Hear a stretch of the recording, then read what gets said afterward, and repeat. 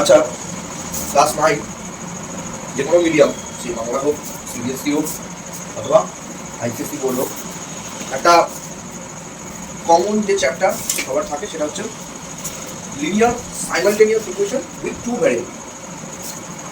তো linear simultaneous equation with two variable প্রথম chapter যেটা, এই ধরনের চ্যাপ্টারে কি ধরনের প্রবলেম হচ্ছে, দুটো ইকুয়েশন সাইমালটেনিয়াস শব্দের অর্থ হচ্ছে পরপর, এবং লিনিয়ার মানে যাদের পাওয়ার হচ্ছে 1, মানে এক্স এর পাওয়ার 1, ওয়াই এর পাওয়ার 1। এই ধরনের ইকুয়েশন যদি আমি ইকুয়েশনটাকে লিখি, যদি একটা ইকুয়েশন b1x হয় আর b1y হয় আর প্লাস অফ c1 হয় ইকুয়াল টু 0, এটা যদি ইকুয়েশন নাম্বার 1 হয়, আর a2x plus b2y plus c of 2, এটা হচ্ছে ইকুয়েশন নাম্বার 2। এটা ইকুয়েশন নাম্বার 1, এটা ইকুয়েশন নাম্বার 2। দুটো ইকুয়েশনে x এবং y দুটো ভ্যারিয়েবল আছে, তো two variables. The simultaneous equation two variables বুঝতে পারবেন। লিনিয়ার কেন? বিকজ দুটো ভ্যারিয়েবলের পাওয়ার কত হচ্ছে 1, so linear simultaneous equation with two variables. এবার এই দুটো ইকুয়েশন আমরা দিয়ে বলবে যে এটাকে সলভ করো, এর জন্য মাল্টিপল মেথড মার্কেটে এক্সিস্ট আছে। তার মধ্যে একটা খুব পপুলার মেথড, সেটার মধ্যে হচ্ছে একটা গ্রাফিক্যাল মেথড। এবার পরীক্ষায় ইচ্ছাকৃত আমাদের 1-2 নম্বরের রেসপেক্টে কোশ্চেন দিয়ে বলে, দুটো ইকুয়েশন দেয়, দিয়ে বলে এই ইকুয়েশন দুটো কখন সলভ হবে, কখন সলভ হবে না, বা এই ইকুয়েশনের নেচার কেমন হবে। তাহলে সেক্ষেত্রে আমি সবসময় গ্রাফ আঁকা পসিবল না সলভ করা পসিবল। সলভ করে ধরো আমি সলভ করে দিয়ে দেখুন সলভ হয় না ইকুয়েশন দুটো, তখন কি অ্যাপ্রোচ হবে? অ্যাপ্রোচটা খুব সুন্দর। যদি এই দুটো ইকুয়েশনে এক্স এর যে কোফিশিয়েন্ট কি আছে a1 আর এখানে কি আছে a2, আমরা a1/a2 এই রেশিওটা যেটা আসবে, এটা যদি নট ইকুয়াল টু b1/b2 হয়, যদি নট ইকুয়াল টু যদি b1/b2 হয়, তবে এই ইকুয়েশনটার একটা ইউনিক সলিউশন থাকবে, ইউনিক সলিউশন থাকবে, বুঝতে পারলো? মানে এর যদি গ্রাফ আপনি ব্যাপারটা কেমন হচ্ছে, ধরো একটা স্ট্রেট লাইন পাস হয়েছে, এই স্ট্রেট লাইনটার ইকুয়েশন হচ্ছে a1x plus b1y plus c1 equal to 0। আর একটা ধরো ইকুয়েশন স্ট্রেট লাইন নাম নিচে, এই স্ট্রেট লাইনটা ধরো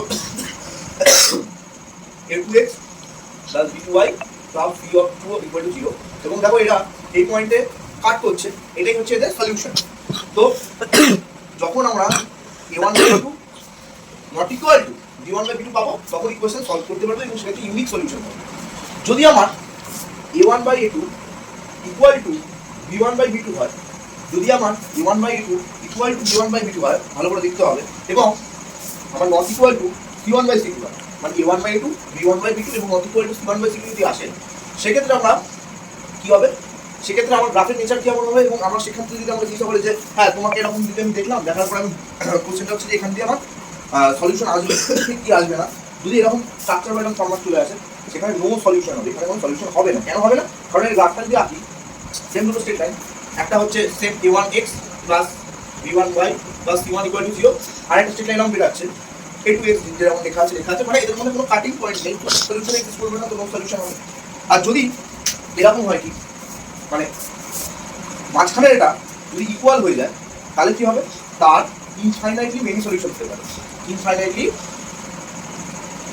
মেনি সলিউশন হতে পারে। যেমন মানে গ্রাফ আঁকবো, কোনো কাটিং পয়েন্টের ওটা বেরিয়ে গেছে, মানে এর মধ্যে অসংখ্য ইনফাইনাইটলি অনেকগুলো পয়েন্ট বসতে পারে, তো ইনফাইনাইটলি মেনি সলিউশন হতে পারে। আচ্ছা, এবার ব্যাপারটা হচ্ছে আমরা এই যে প্রথম ইউনিক সলিউশন যেটা রেসপেক্টে আমাকে পরীক্ষা অঙ্ক করতে দেয়, একটা এক্সাম্পল দিয়ে দেখি যে কেন এইটা চেক করে নেওয়া অঙ্ক করার আগে দরকার। কারণ দেখো তুমি অঙ্ক করলে যে আলটিমেটলি একটা সলিউশন এক্সিস্ট করে।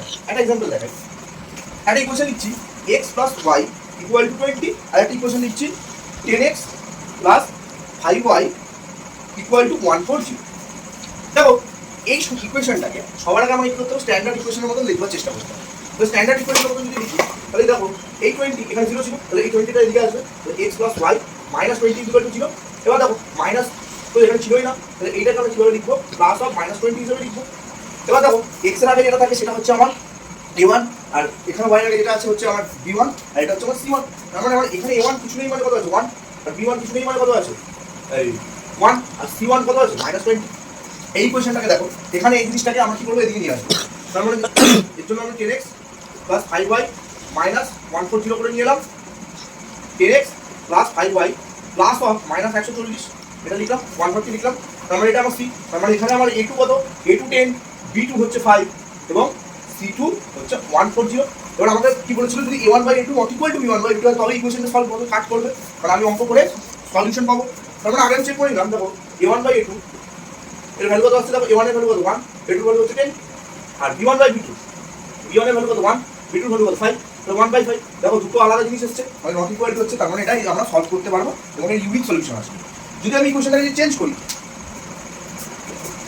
অন্য একটা ইকুয়েশন নিয়ে যদি দেখাই, যেক্ষেত্রে বেসিক্যালি আমার এই ক্রাইটেরিয়াটা ফুলফিল হবে, অর্থাৎ মেনি সলিউশন থাকবে, ইনফাইনাইটলি মেনি সলিউশন, মানে a1/a2, b1/b2, c1/c2, সেটা আমি কি করে দেখাবো? একটা এক্সাম্পল যদি চুজ করি, দেখো 2x প্লাস যদি আমি 3y ইকুয়াল টু 28 দিই, আর একটা দিচ্ছে 4x plus 6y equal to 36, তাহলে দুইটা লিনিয়ার ইকুয়েশন তোমাকে পরীক্ষা করেছে, চেক যে এটার সলিউশন এক্সিস্ট করবে নাকি। তাহলে কি আমি সলভ করবো নাকি এটা? বাবা এত বড়, তাহলে সলভ করে দিয়ে আসতে দেখলাম যে এটা সলিউশন এক্সিস্টই করছে না, মানে বের করতে পারছি না। তাহলে আমি এটা কি করবো? সবার আগে আমি চেক করবো। দেখো আগে যেটা আছে সেটা হচ্ছে a1, এটা হচ্ছে আমার b1, এটা হচ্ছে আমার c1। এবার দেখো এটা হচ্ছে আমার কি হবে a2, এটা হচ্ছে আমার b2, এটা হচ্ছে আমার c2। তাহলে আমি কি করবো? a1/a2, a1/a2 মানে কত? 2/4, তাহলে 2/4 এটা রিডিউস করলে কত হবে? 1/2। আর একটা কত হবে? b1/b2, b1/b2 কত আছে? b1 3, b2 কত? 6, এটা করলে কত হচ্ছে? 1/2। আরেকটা দেখো, দেখো এদিকে কি আছে? c1/c2, তাহলে c1/c2 করি, দেখো এটা প্লাস 8 ঠিক আছে, 28 এর দিকে হবে -28/c2 কত হবে? -36, এটা রিডিউস করলাম, তাহলে হচ্ছে এটা দেখো দুই দিয়ে আমি রিডিউস করি, তাহলে এটা কত হবে? 80, এটা 40, 7, 9, তাহলে 7/9 এটা আসছে। তাহলে নোটিস করে দেখো আমার প্রথম দুটো রেশিও ইকুয়াল এসছে, পরের দুটো রেশিও কিন্তু আমার ইকুয়াল আসেনি। তার মানে এটা কেমন ক্রাইটেরিয়া হয়ে গেল? a1/a2 equal to b1/b2 but not equal two c1/c2। যদি এরকম ক্রাইটেরিয়া থাকে a1/a2, তার মানে আমার কি বলছি যে এর কোনো সাধারণ সমাধান নেই, মানে এর কোনো কমন সলিউশন নেই। কেন কমন সলিউশন নেই? কারণ গ্রাফটা কেমন এরকম এই লাইন পাস করছে, এই লাইন পাস করছে, কোনো কাটিং পয়েন্ট নেই। এটা হচ্ছে সিস্টেম।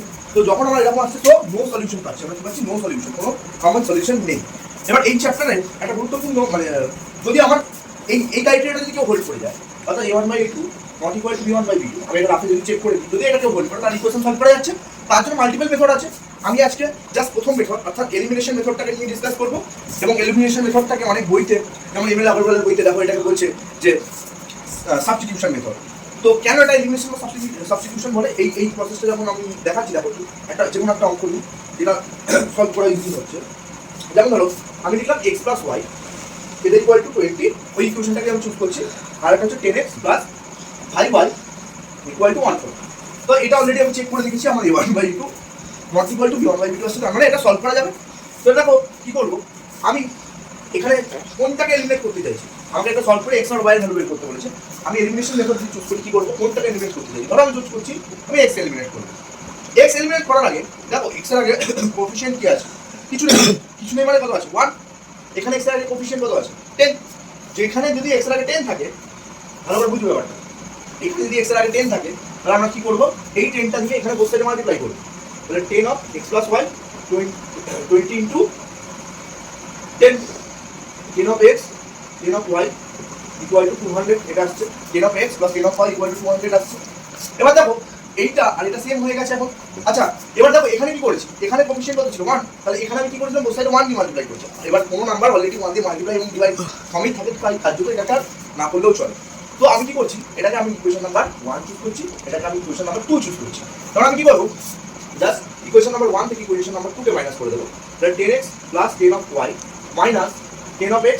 দেখো যখন আমি মাইনাস করবো অতি অবশ্যই ব্র্যাকেট দেওয়ার চেষ্টা করবো, নইলে মাইনাসের যদি এখানে মাইনাস থাকে অনেক সময় গন্ডগোল হয়ে যায়। তাহলে এখানে আমি কি করবো? একটা ব্র্যাকেট দেবো, প্লাস অফ 5y, এই ব্র্যাকেট শেষ। এখানে যেটা আছে 200 মাইনাস 140 এটা লিখলাম। দেখো 10 of x plus 10 of y ব্র্যাকেটটা খুলছি, প্লাসে মাইনাসে মাইনাস, মানে আগে যদি মাইনাস থাকে ব্র্যাকেটের ভেতরে যা সাইন থাকে তার উল্টো সাইন হবে। এটা দেখো প্লাসে ছিল, এটা মাইনাস হলো, এটা দেখো প্লাসে আছে, কি হবে? মাইনাস হবে।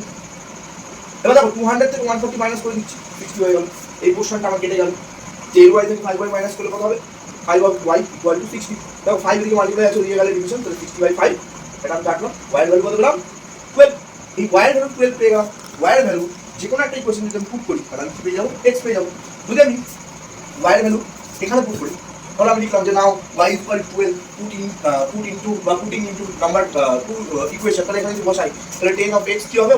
y এর জায়গায় কত বসাবো? 12, তাহলে 5 ইনটু 12 ইকুয়াল টু 140। তাহলে 10 of x কি হবে? 5 ইনটু 12 করলে 60 ইকুয়াল টু 140। তাহলে দেখো এই 60 টাকা আমি কি করবো? ওইদিকে নিয়ে যাবো। তাহলে 140 মাইনাস 60, তাহলে 140 যদি মাইনাস 60 করি তাহলে কত হবে? 0। আর তোমার এটা মাইনাস 60 7 8 9 10 11 12 13 14 মানে 80। এই 0 0 কাটলো, তাহলে x এর ভ্যালু কত পেলাম? 8। তো আমি দুটো সলিউশন পেলাম, একটা হচ্ছে এক্স এর ভ্যালু 8, ওয়াই এর ভ্যালু 12।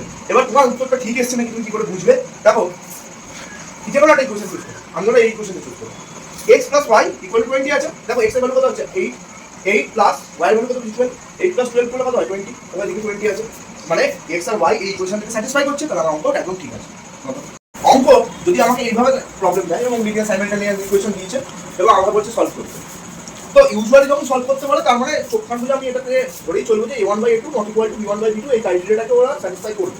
তো তুমি চাইলে ক্রস চেক করে দেখতে পারো, দেখো 3 বাই 1 3, মাইনাস 2 বাই প্লাস 4 তাহলে কত হচ্ছে মাইনাস হাফ, আর এখানে হচ্ছে মাইনাস 5 বাই মাইনাস 4, মাইনাস 4 কেটে গেল তাহলে 5 বাই 4, তার মানে এটা নট ইকুয়াল টু আসছে, কোনো অসুবিধা নেই, তাহলে এটা সলভ করা যাবে। এবার দেখো সলভ আমি কি করে করবো, এখানে 1 বাই y হয়ে গেছে, তো সমস্যাটা আমার এখানে হচ্ছে, তাহলে কি এটাকে আমি এলসিএম করে আবার করবো না?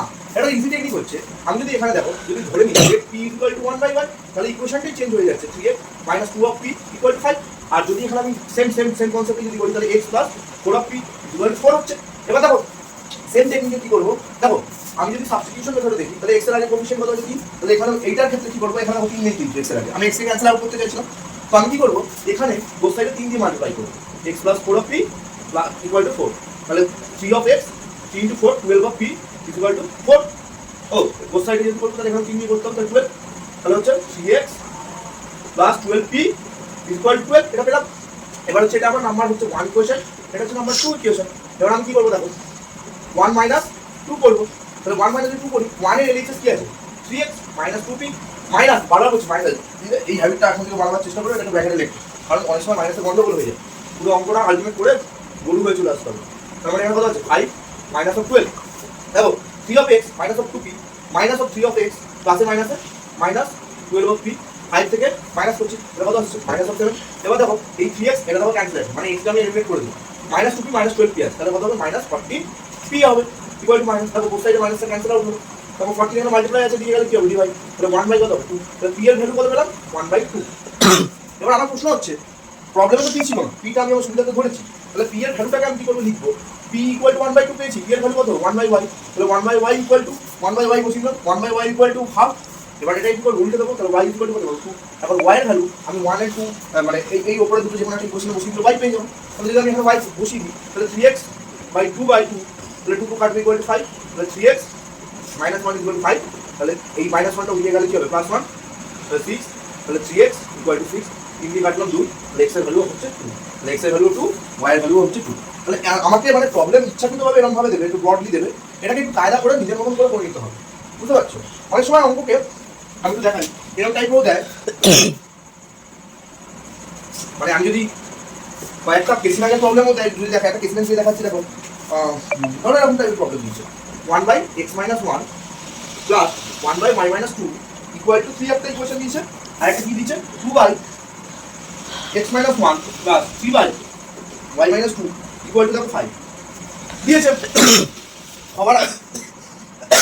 সবার আগে দেখার বিষয়টা হচ্ছে এদের তলার পার্টগুলো যদি সমান চলে আসে, আমি এলসিএম করতে যাবো না, আমি যদি এলসিএম করি আমার অনেক সময় চলে যাবে পরীক্ষা, আমি যদি এটাকে এলসিএম করি কেমন হবে ব্যাপারটা এরকম হবে x মাইনাস 1 y মাইনাস 2, তার মানে দেখো এখানে x মাইনাস 1 আছে, এটা চাপবো, তাহলে এটা 1 এর সাথে মাল্টিপ্লাই হবে, তাহলে y মাইনাস 2 গেল, আর এদিকে x মাইনাস 1, মানে এইটাকে আমাকে ক্যালকুলেট করে একটা সিম্পল ফর্ম আনতে আমার তো সময় যাচ্ছে, এক্সাম হলে আমার এই সময়গুলো খুব গুরুত্বপূর্ণ, তাহলে আমি এই অঙ্কটা করার অ্যাপ্রোচটাকে কিভাবে নিতে পারি, আমি যখনই দেখে নিলাম বোথ সাইডে সমান হয়ে যাচ্ছে, তখনই কি করবো আমি ধরে নেবো যে p equal to 1 by x minus 1 আর q equal to 1 by y minus 2, p equal to 1 by x minus, তাহলে এটা কি হবে এখন তো ইকুয়েশন চেঞ্জ হয়ে যাবে, প্রথমটা হয়ে যাবে p plus q equal to 3, পরেরটা কি হবে 2p plus 3q equal to 5, এই দুটো।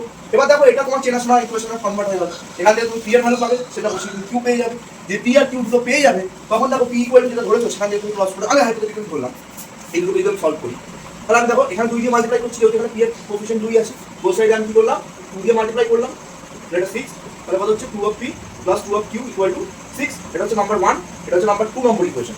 আমি কি করব 1 মাইনাস যদি 2 করি তাহলে 2p plus 2q minus 2p minus 3q, 6 minus 5 বলে কত 1, তাহলে এটা কি ক্যান্সেল আউট করলাম, minus of q equal to 1, তাহলে q এর ভ্যালু কত পেলাম মাইনাস 1, এখন q এর ভ্যালু তুমি যদি এখানে বসিয়ে দাও তাহলে তুমি কি পেয়ে যাবে p পেয়ে যাবে, তাহলে দেখো q এর ভ্যালু যেই বসাচ্ছি q ইকুয়াল টু মাইনাস 1, বা এখানেও বসাতে পারো, যে কোনো একটা বসাতে পারো, তাহলে আমি p প্লাস 2 এ যদি আমি বসিয়ে দিই q এর ভ্যালু 1, তাহলে q এর ভ্যালু কত হচ্ছে মাইনাস 1, তাহলে আমি বসাচ্ছি p মাইনাস 1 ইকুয়াল টু 3, এই মাইনাস 1টাও দিয়ে গেলে কত হবে প্লাস তার মানে 4, তাহলে পি এর ভ্যালু কত পেলাম 4।